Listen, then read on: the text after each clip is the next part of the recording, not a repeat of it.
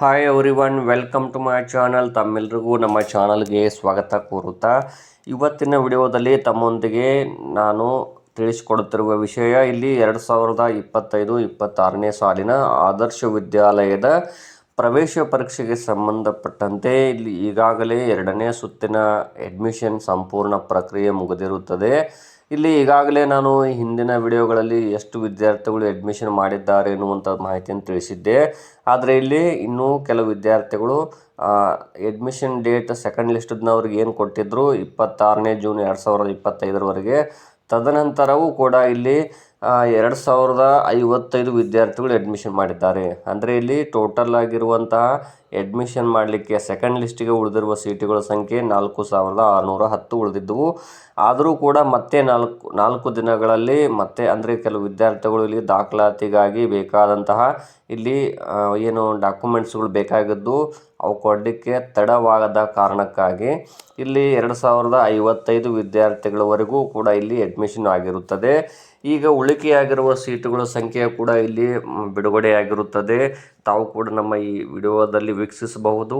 ಇಲ್ಲಿ ಜಿಲ್ಲಾ ಮತ್ತು ಬ್ಲಾಕ್ ಪ್ರಕಾರ 2ನೇ ಸುತ್ತಿನ ದಾಖಲಾತಿ ಮಾಹಿತಿಯನ್ನು ನೋಡ್ತಾ ಹೋಗುವುದಾದರೆ ಇಲ್ಲಿ ಬಾಗಲಕೋಟೆ ಜಿಲ್ಲೆ ಪ್ರಾರಂಭದಲ್ಲಿ ಇಲ್ಲಿ ಬದಾಮಿ ತಾಲೂಕಿನಲ್ಲಿ ಒಟ್ಟು ಸೀಟುಗಳ ಸಂಖ್ಯೆ 52 ಆಗಿದ್ದು, ಇನ್ನು ಅಂದರೆ ಸೆಕೆಂಡ್ ಲಿಸ್ಟ್ಗಾಗಿ ಮಾತ್ರ ಇದು. ಇನ್ನು ಅಡ್ಮಿಷನ್ ಮಾಡಲಿಕ್ಕೆ ಇನ್ನೂ ಉಳಿಕೆಯಾಗಿರುವ ಸೀಟುಗಳ ಸಂಖ್ಯೆ 28. ಅದೇ ರೀತಿಯಾಗಿ ಬಾಗಲಕೋಟೆ ತಾಲೂಕಲ್ಲಿ ಉಳಿಕೆಯಾಗಿರುವ ಸೀಟುಗಳ ಸಂಖ್ಯೆ 40. ಇನ್ನು ಇದೇ ರೀತಿ ತಾವುಗಳನ್ನು ಕೂಡ ನೋಡ್ತಾ ಹೋಗ್ಬೋದು. ಬಳ್ಳಾರಿಯಲ್ಲಿ ಆಗಿರ್ಬೋದು ಮತ್ತು ಇಲ್ಲಿ ಬೆಳಗಾವಿಯಲ್ಲಿ ಆಗಿರ್ಬೋದು, ಬೀದರ್ ಆಗಿರ್ಬೋದು, ಚಾಮರಾಜನಗರ ಆಗಿರ್ಬೋದು, ಚಿಕ್ಕಬಳ್ಳಾಪುರ, ಈ ರೀತಿಯಾಗಿ ಬೇರೆ ಬೇರೆ ಜಿಲ್ಲೆಗಳಲ್ಲಿ ಮತ್ತು ಅಲ್ಲಿರುವಂತಹ ಏನು ಹಿಂದುಳಿದ ಬ್ಲಾಕ್ಗಳಲ್ಲಿರುವಂತಹ ಒಟ್ಟು ಸೀಟುಗಳು ಅಲಾಟ್ಮೆಂಟ್ ಸೀಟುಗಳು ಹಾಗೂ ಅಲ್ಲಿ ಅಡ್ಮಿಷನ್ ಮಾಡಲಿಕ್ಕೆ ಇನ್ನೂ ಉಳಿಕೆಯಾಗಿರುವ ಸೀಟುಗಳ ಸಂಖ್ಯೆ ನೋಡ್ತಾ ಹೋದರೆ ಸಾಕಷ್ಟು ಸೀಟುಗಳು ಇನ್ನೂ ಲಭ್ಯ ಇರುತ್ತವೆ. ಹಾಗಾಗಿ ಇನ್ನೆರಡು ದಿನಗಳಲ್ಲಿ ಇಲ್ಲಿ ಮತ್ತೊಂದು ಸುತ್ತಿನ ಕಟ್ ಆಫ್ ಮಾರ್ಕ್ಸ್ಗಳು ಹಾಗೂ 3ನೇ ಸುತ್ತಿನ ಸೀಟು ಹಂಚಿಕೆ ಲಿಸ್ಟ್ ಕೂಡ ಬಿಡುಗಡೆ ಆಗುವಂತಹ ಸಾಧ್ಯತೆ ಸಾಕಷ್ಟು ಇರುತ್ತದೆ. ಇಲ್ಲಿ ಸೆಕೆಂಡ್ ರೌಂಡಲ್ಲಿಯೂ ಕೂಡ ಇನ್ನು ಯಾರು ಆಯ್ಕೆ ಆಗಿಲ್ಲ ಅಂತಹ ವಿದ್ಯಾರ್ಥಿಗಳು ಚಿಂತಿಸಬೇಡಿ. ಥರ್ಡ್ ರೌಂಡ್ ಸೆಲೆಕ್ಷನ್ ಲಿಸ್ಟ್ ಬಂದೇ ಬರುತ್ತದೆ. ಈಗಾಗಲೇ ಅಡ್ಮಿಷನ್ ಪ್ರಕ್ರಿಯೆ ಸಾಕಷ್ಟು ಮುಗಿದಿರುತ್ತದೆ. ಇಲ್ಲಿ ಕರ್ನಾಟಕ ಸರ್ಕಾರ ಕೂಡ ಜೂನ್ 30 ಅಂತ ಹೇಳಿತ್ತು ಅಡ್ಮಿಷನ್ ಮಾಡಲಿಕ್ಕೆ ಕಡೆಯ ದಿನಾಂಕ. ಆದರೆ ಇಲ್ಲಿ ವಿದ್ಯಾರ್ಥಿಗಳಿಗೆ ಇಲ್ಲಿ ಏನು ಆದರ್ಶ ವಿದ್ಯಾಲಯದಲ್ಲಿ ಸಾಕಷ್ಟು ವಿದ್ಯಾರ್ಥಿಗಳು ಅಡ್ಮಿಷನ್ ಮಾಡಿಲ್ಲ. ಅದಕ್ಕೆ ಕಾರಣಗಳು ಸಾಕಷ್ಟಿವೆ.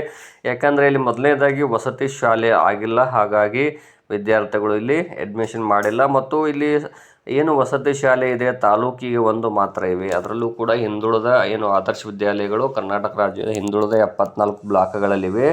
ಇಲ್ಲಿ ವಿದ್ಯಾರ್ಥಿಗಳ ಇಲ್ಲಿ ಹೋಗಲಿಕ್ಕೆ ಶಾಲೆಯಿಂದ ಮನೆಯಿಂದ ಹೋಗಿ ಬರಲಿಕ್ಕೆ ಸ್ವಲ್ಪ ದೂರವಾಗಬಹುದು ಅನ್ನುವಂತಹ ಕಾರಣಗಳನ್ನು ಕೂಡ ಇಲ್ಲಿ ಸಾಕಷ್ಟು ವಿದ್ಯಾರ್ಥಿಗಳು ನೀಡಿರುತ್ತಾರೆ.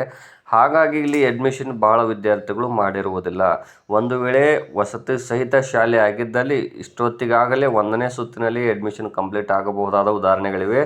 ಮತ್ತು ಇಲ್ಲಿ ಏನೆಂದರೆ ಇದು ಆದರ್ಶ ವಿದ್ಯಾಲಯವು ಸೆಂಟ್ರಲ್ ಸಿಲೆಬಸ್ಸನ್ನು ಹೇಳಿದರೂ ಕೂಡ ಇಲ್ಲಿ ವಸತಿ ಶಾಲೆ ಅಲ್ಲ. ಹಾಗಾಗಿ ಬಹಳ ವಿದ್ಯಾರ್ಥಿಗಳು ಇಲ್ಲಿ ಅಡ್ಮಿಷನ್ ಮಾಡಿಲ್ಲ. ಮತ್ತು ಇಲ್ಲಿ ನವೋದಯ ಎಕ್ಸಾಮ್ ಬರೆದಂಥ ವಿದ್ಯಾರ್ಥಿಗಳು ಕೂಡ ಇಲ್ಲಿ ಆದರ್ಶ ವಿದ್ಯಾಲಯ ಎಕ್ಸಾಮನ್ನು ಬರೆದಿದ್ದಾರೆ. ಹಾಗಾಗಿ ಅದು ಒಂದು ಕಾರಣ ಇರಬಹುದು.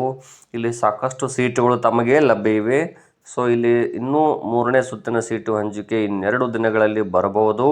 ಹಾಗಾಗಿ ವೇಟ್ ಮಾಡಿ. ಇನ್ನು ಮತ್ತೆ ಬೇರೆ ಶಾಲೆಗೆ ಅಡ್ಮಿಷನ್ ಮಾಡುವುದಕ್ಕೆ ಮುಂಚೆ 1-2 ದಿನಗಳ ಕಾಲ, ಯಾಕಂದರೆ ಈಗಿರುವಂಥ ಕಟ್ ಆಫ್ ಮಾರ್ಕ್ಸನ್ನು ನೋಡ್ತಾ ಹೋಗಿ ಆ ಪರ್ಸಂಟೇಜ್ ತಮ್ಮ ಮಗ 1-2 ಮಾರ್ಕ್ಸ್ಗಳು ಹಿಂದೆ ಇದ್ದರೆ ತಮಗೆ ಖಂಡಿತವಾಗಿಯೂ ಇಲ್ಲಿ ಸೆಲೆಕ್ಷನ್ ಆಗಬಹುದು. ಅಲ್ಲಿ ಮೀಸಲಾತಿ ಮತ್ತು ವಿದ್ಯಾರ್ಥಿಗಳ ಮೆರಿಟ್ ಪಟ್ಟಿ ಆಗಿರ್ಬೋದು, ಇಲ್ಲಿ ಕನ್ನಡ ಮಾಧ್ಯಮ ಆಗಿರ್ಬೋದು ಹಾಗೂ ಮಹಿಳಾ ಅಭ್ಯರ್ಥಿ ಮತ್ತು ವಿಶೇಷ ಚೇತನ ಅಭ್ಯರ್ಥಿಗಳಿಗೆ ಸಪ್ರೇಟ್ ಆದಂತಹ ಮೀಸಲಾತಿ ಇರುವ ಕಾರಣಕ್ಕಾಗಿ ಇಲ್ಲಿ ಹಿಂದುಳಿದ ವರ್ಗ ಆಗಿರ್ಬೋದು, ಪರಿಶಿಷ್ಟ ಜಾತಿ, ಪರಿಶಿಷ್ಟ ಪಂಗಡದ ವಿದ್ಯಾರ್ಥಿಗಳಿಗೆ ಇಲ್ಲಿ ಸಪ್ರೇಟ್ ಮೀಸಲಾತಿ ಇದೆ.